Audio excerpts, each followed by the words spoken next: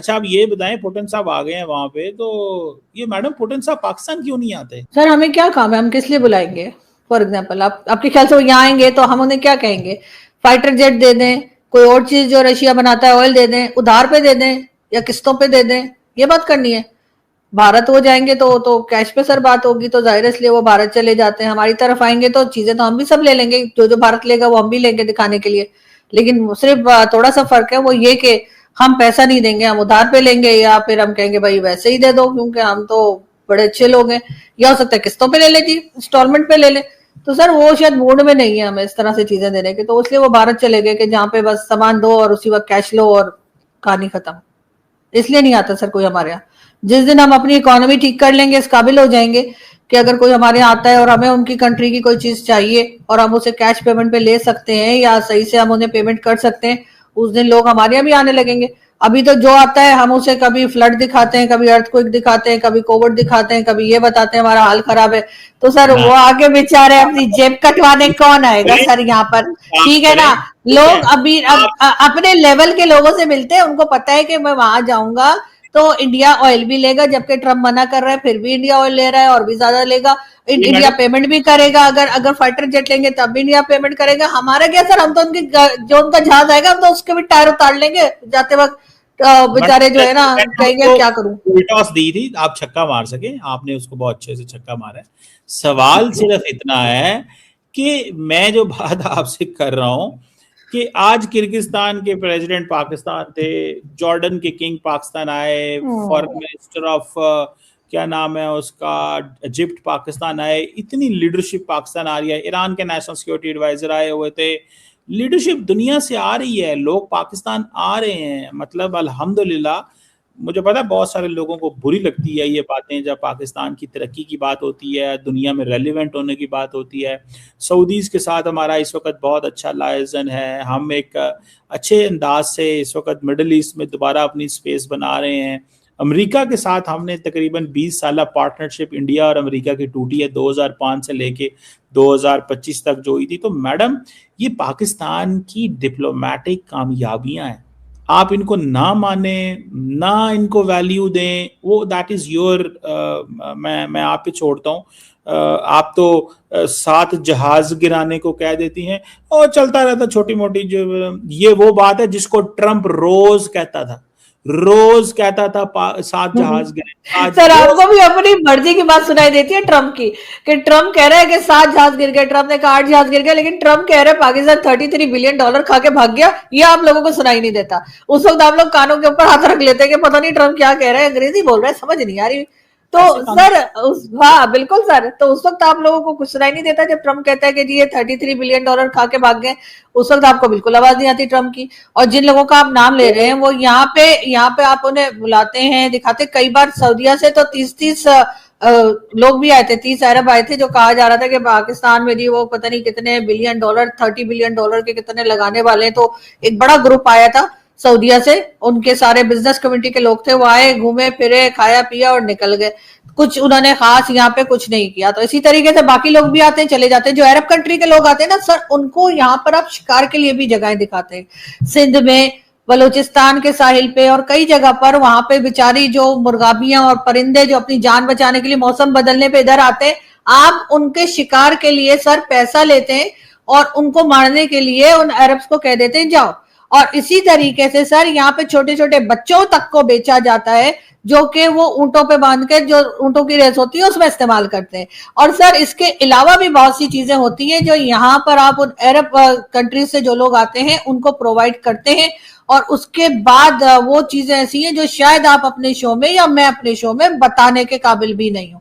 लेकिन सर उसके बाद आप कहते हैं जी हमारे तो बड़े लोग आ रहे हैं, बड़े अरब आ रहे हैं, वो देखो जी वो आया। बल्कि कई हमारे ऐसे मारखोर और कई दूसरे जानवर ऐसे जिनकी तादाद बहुत कम हो गई है, उनके शिकार के लिए भी सर आप लोग जो है ना पता नहीं कितने कितने डॉलर लेकर और अंग्रेजों को और अरब्स को सबको भेज देते हैं, जाओ और जाके इन जानवरों को मार दो, उसका भी आप पैसा लेते हैं। तो सर ये लोग तो ये करने आते हैं।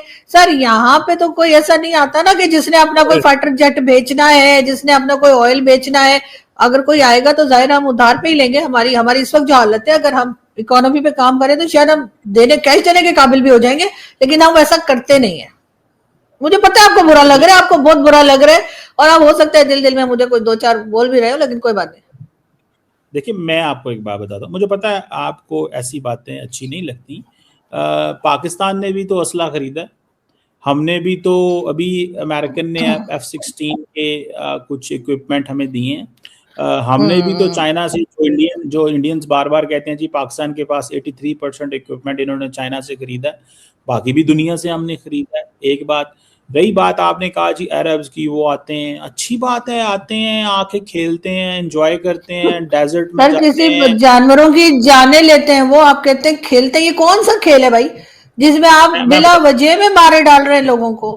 और आपके आगे छोटे छोटे बच्चे सर उनको ऊंट के ऊपर बांध के दौड़ाते हैं, वो अच्छा लगता है आपको?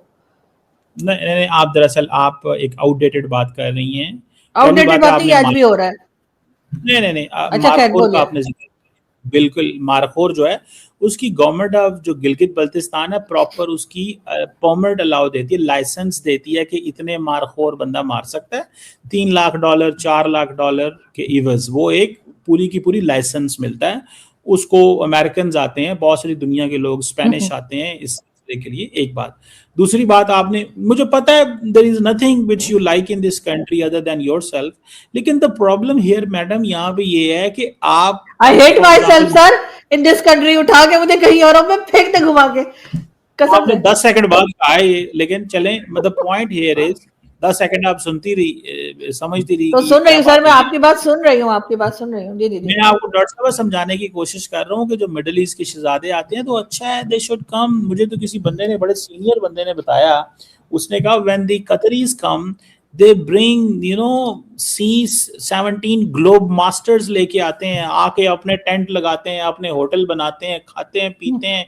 हमें टैक्स देते हैं, यहाँ पे काम करते हैं, डेजर्ट में आजकल ठंड है, वहां पे एंजॉय करने आते हैं। Let them enjoy. क्या एंजॉय सर? लोगों, जानवरों को, जानदारों को मार देना कौन सी एंजॉयमेंट है? मेरी तो समझ में नहीं आ रहा। बिला वजह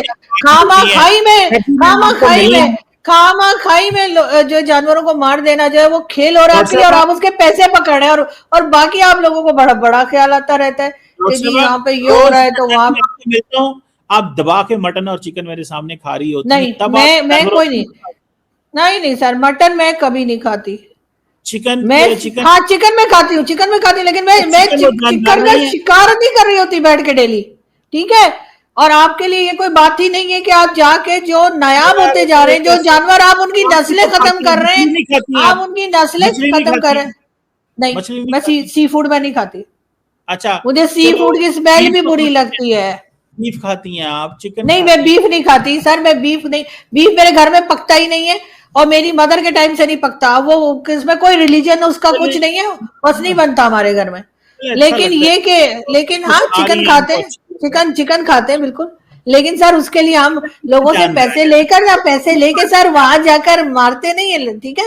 ये जो आप लोग कर रहे हैं ना, और उसके बाद तो मैं आपको बता रही हूँ कि ये अरब हमारे यहाँ क्यों आते हैं, और सर छोटे बच्चे आप उनको देते हैं, वो ऊंटों पे दौड़ जो लगवाते हैं सर, उस वक्त भी आप लोगों को शर्म नहीं आती। बहरहाल सर, हम इसी किस्म का पैसा कमा रहे हैं, तो वही हमारा हाल हो रहा है।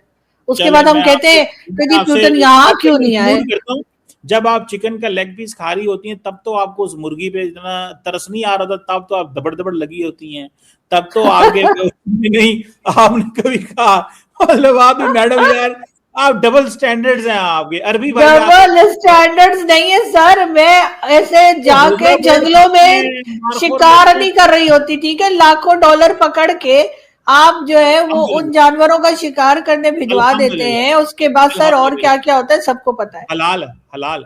दोस्तों, साउथ एशिया में एक बहुत बड़ी मूवमेंट देखने को मिली है। पुतिन साहब भारत आ चुके हैं और प्रधानमंत्री मोदी ने उनका ग्रैंड वेलकम किया है, और टेबल पर ऐसे डील्स रखे गए हैं जिन्होंने पूरे रीजन में कैलकुलेशन बढ़ा दी है। दिल्ली में हैंडशेक हुआ है, पर असल खेल मीटिंग रूम के अंदर दिखा है, जहां पर रशिया और भारत ने मिलकर नए एग्रीमेंट्स पर बात की है। सबसे पहले बात जो की है वो डिफेंस और मिलिट्री कोऑपरेशन पर की गई है।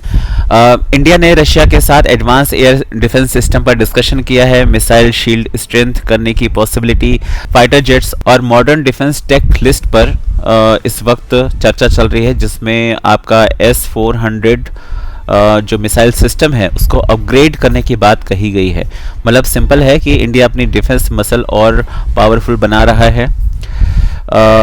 रशिया एक ट्रस्टेड सप्लायर के रूप में फिर से सेंटर स्टेज पे है। जो अभी तक बातें सुनने को मिलती थी कि इंडिया और अमेरिका के बीच में डिफेंस डील अच्छी खासी होने वाली है, उस पर कहीं ना कहीं विराम लगने की संभावना है। वहीं पर एनर्जी और न्यूक्लियर पावर की बड़ी डील होने वाली है। ये इंडिया के फ्यूचर को, इलेक्ट्रिसिटी ग्रिड को हाई कैपेसिटी और क्लीन सोर्स दे सकता है। ये वो डील है जो इकोनॉमी से लेकर पावर सेक्टर तक इम्पैक्ट डाल सकता है। वहीं पर टेबल पर और भी बातें हुई हैं, जैसे कि ऑयल को लेकर, एनर्जी को लेकर, फार्मा हो गया, एग्रीकल्चर हो गया, टेक्नोलॉजी, इन सारे सेक्टर पर डिस्कशन रशिया के साथ भारत का हो रहा है। और ये कहीं ना कहीं जो ऑयल और एनर्जी सिक्योरिटी में इंडिया के लिए एक बैकबोन साबित हो सकता है। वहीं पर इंडिया रशिया मार्केट में भी अपना एक्सपोर्ट एक्सपैंड करना चाहता है, क्योंकि अभी आपने देखा कि ट्रंप ने जिस तरह से टैरिफ बढ़ाए हैं, उसके बाद में इंडिया और अमेरिका के बीच में जो ट्रेड डील्स होती थी या एक्सपोर्ट इंपोर्ट का काम होता था, उसमें काफ़ी हद तक विराम लग चुका है। तो कहीं ना कहीं इंडिया भी एक नया मार्केट अपना तलाशने में लगा हुआ था। तो रशिया एक सबसे बड़ा मार्केट है जहाँ पर इंडियन प्रोडक्ट्स बहुत ज़्यादा बिकते भी हैं, और इसकी वजह से लॉजिस्टिक को लेकर बातचीत चल रही है। तो कुल मिलाकर देखा जाए तो पुतिन साहब का जो ये भारत में दौरा हुआ है ऐसे समय पर जब एक्सपोर्ट जो हमारा काफ़ी प्रभावित हुआ था अमेरिकन नीतियों की वजह से, शायद उस पर थोड़ा सा सहूलियत देखने को मिलेगी। डिफेंस सेक्टर हमारा मजबूत बनेगा, एनर्जी के हवाले से भी काफ़ी मजबूती नज़र आएगी। वहीं पर टेक कोलैबोरेशन का जो फ्यूचर है वो भी काफ़ी ब्राइट नज़र आ रहा है। आप लोग क्या सोचते हैं, कमेंट करके बताएं। चैनल पर नए